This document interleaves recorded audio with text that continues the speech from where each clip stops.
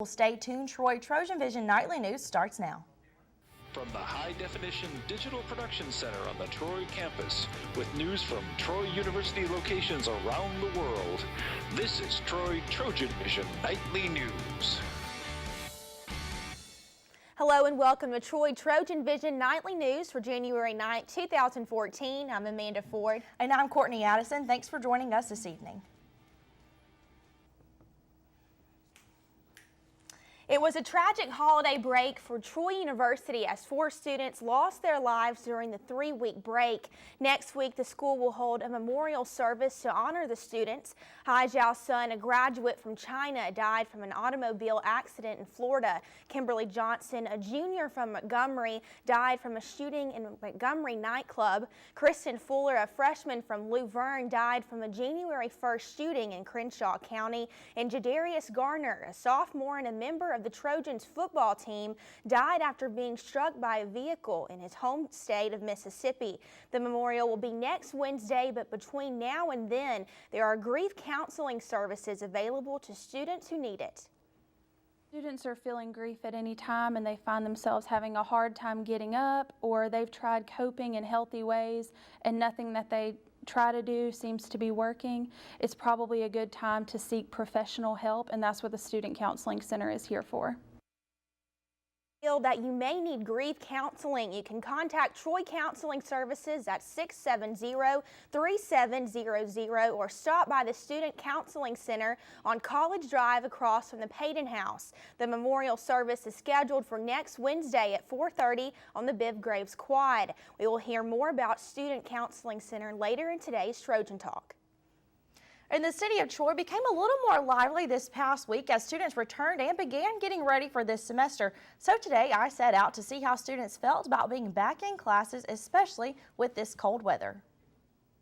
On the first week back to school, many students may find themselves setting multiple alarms and double checking schedules and room numbers to see that everything goes smoothly. But we all know that one negative Nelly who cringes at the thought of coming back to class. But some students are eager to get the semester started. I'm excited to be back at school. I know this sounds crazy and a lot of students are like, yeah, I don't know, but I love school and I love Troy, so I'm glad to be back. Feels good. Spring semester is always easier. Everybody's more chill and relaxed, so I'm just glad to be back. But before students made their way back to Troy, how did they spend their Christmas break and also celebrate the new year? Spent time with family, sleep, eat, got a little bigger, and worked.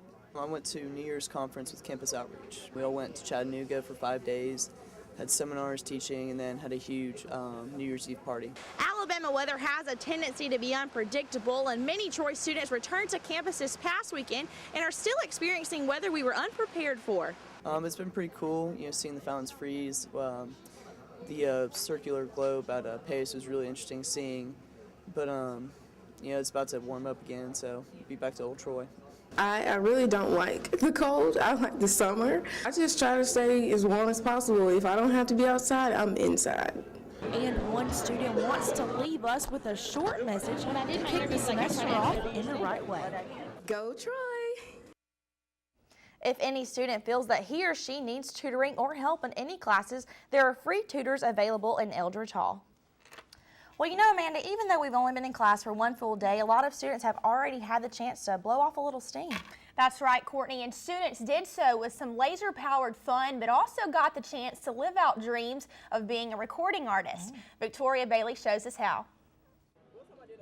Troy University students started off their semester with a little fun as the University Activities Council brought back a popular activity to kick off the spring semester. And it's laser tag, and it was such a big turnout in the fall, so we decided to bring it back for another semester because it was such a big turnout. Students grabbed their laser guns and blasted away in Sartain Hall, but that wasn't the only fun available. After a great laser tag event last year, the UAC thought of something to improve this semester's event. We did something kind of different. We got food, and you can make a hit CD while you wait, so you just won't have to sit around and wait for people to come in and out. So it's different stuff for you to do. So we're just trying to make everybody happy at the university. The new edition of the hit booth allowed Troy students to let out their inner rock star. You just go into the booth and you get to pick any song you want, and you get to just sing in it, and he'll burn the CD and he'll give it to you. So it's really cool. Some students were excited about the changes and enjoyed taking part. Well, the last laser tag, we kind of just sat and wait for the laser tag to start, but now we have stuff to do to just eat and play some karaoke. I did. I had a blast. It was definitely a relief to the normal just studying.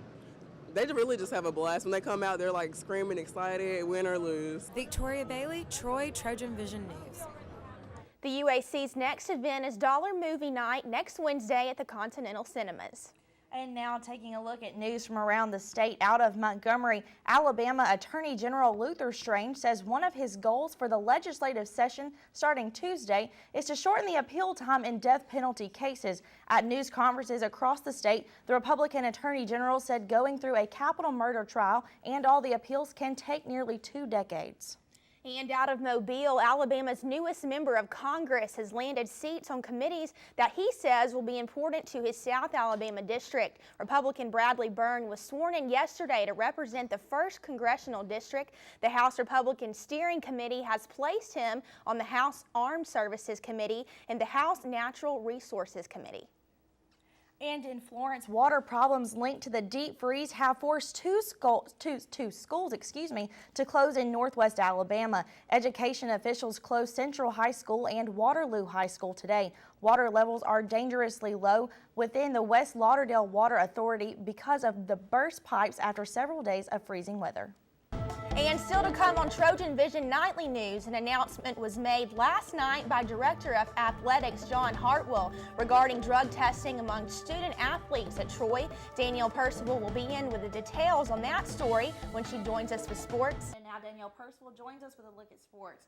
So Danielle, we're coming off of a long layover. Everybody was on Christmas break, kind of doing their own thing, spending time with family, but you actually made your way back to Troy to catch some basketball, am I correct? Well, that's right, Courtney. We'll have a recap of that game coming up later in sports, as well as a look ahead to further action. But first, we'll take a look at some news coming out of a meeting last night from the Director of Athletics. Troy University's athletic department has plans to institute a drug testing policy for all student athletes. The announcement was made by Director of Athletics John Hartwell last night, and the policy will be put into effect immediately. Wednesday night that within the next 30 days, every student athlete will be drug tested. Director of Athletics John Hartwell says this program was implemented following incidents that occurred during the semester break. The holiday break this year was one of tragedy and loss, not only for Troy University as a whole, but certainly in athletics. And from athletics perspective, what we want to do, these incidents have caused us internally to do some more soul searching and say, hey, what can we do to try to prevent this in the future? The procedure will begin with a baseline test of all student athletes in all sports at Troy. Then each month there will be a random selection of student athletes tested. Our reasoning for doing this is not to, quote, catch people, certainly, but to make it a deterrent, to make it an education process. You know, certainly we have a drug policy in place that's not a first offense and you're out on your ear. It's a first offense. We want to get you help. We want to get you counseling. Certainly if it's a repetitive problem that doesn't correct itself over a period of time, then yes, it's going to result in suspensions from play and then possibly, loss of scholarship and suspension from the university. Hartwell said if there are individuals who are unable to meet the standards necessary to remain in collegiate competition, cuts can and will be made regardless of the student athlete in consideration. Whether it's somebody who's a star and a starter and somebody who, yes, if they're removed from a team could potentially be the difference in a win and a loss, versus the last person, on the bench on a team. We've got to be objective in how we treat this. And yes, at the end of the day, it may cost us a win or 2 or 3 or 5 in a particular sport.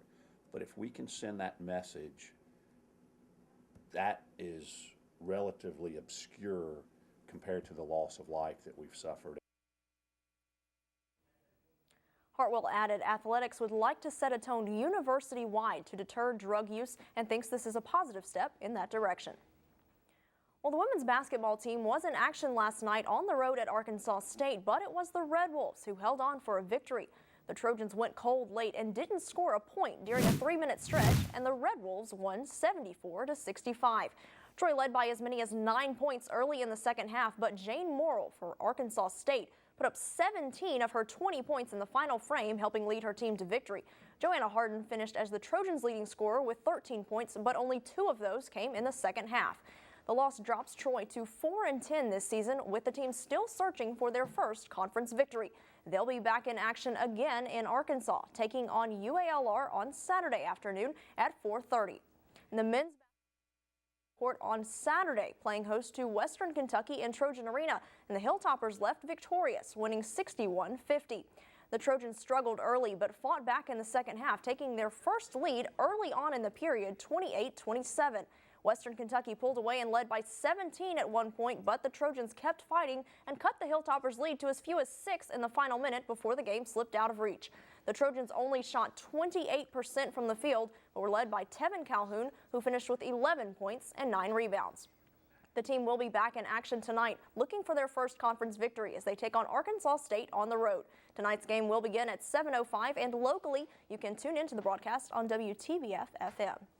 And before we go tonight, it was mentioned earlier in the show that the Trojan family is in mourning over the loss of 4 students during the winter break. But on the sports side, the athletics family, in particular the football team, is dealing with the loss of one of its own. Jadarius Garner was a defensive end for the Trojans and had just completed his second season with the team, appearing in all 12 games. Garner was honored during the 2013 season as the Sun Belt Defensive Player of the Week after recording 3 tackles for loss, 2 sacks, which both led to forced fumbles against Savannah State. Head coach Larry Blakeney issued a statement following the announcement of Garner's passing. It's something that is hard to put into words, and you don't really know what to say. Really not much you can say, except make sure that you are thinking about the people that are dealing with this grief, his family, and certainly his teammates and all of his friends. Garner passed away near his hometown of Clarksdale, Mississippi on January 2nd. Our hearts go out to his family and his teammates during this time. Garner was 20 years old. And as it was mentioned earlier in the show, there will be a memorial service that is next Wednesday on campus. I believe that's at 4:30. So great opportunity for family, and then of course just the Trojan family to come out and be able to support each other during this tough time. You know, exactly what I'm hoping that students will go ahead and put that on their calendars and make arrangements to come and show their respects. Absolutely, a great way to bring together the Trojan Nation. Exactly. Well, thank you, Danielle. Thank you, Danielle.